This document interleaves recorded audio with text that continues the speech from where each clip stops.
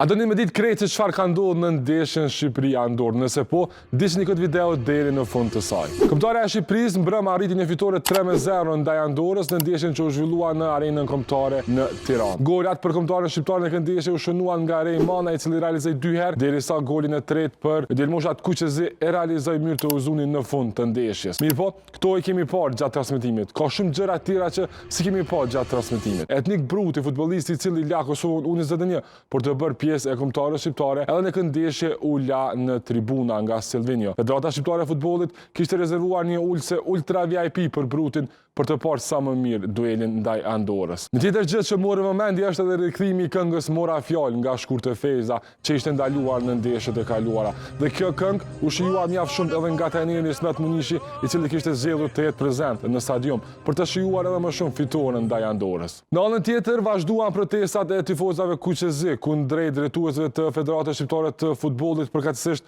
kryetarit të saj Armando Duka. Tifozat kuqezi bekuituan ndeshjen për 15 minuta. Ata fillimisht treguan prezencën e tyre në stadium, më pas u larguan dhe në minutën e 15 të ndeshjes u rikthyen duke broritur dhe duke fyer pikërisht Dukën. Me këtë fitore Shqipëria grumbulloi 3 pikët e para në grupin K, duke mbetur mbrapa Anglisë. Ndeshja e radhës për kombëtarin kuqezi rezervohet në muajin qershor dhe do të kemi një kundërshtar mjaft rival, siç është Serbia.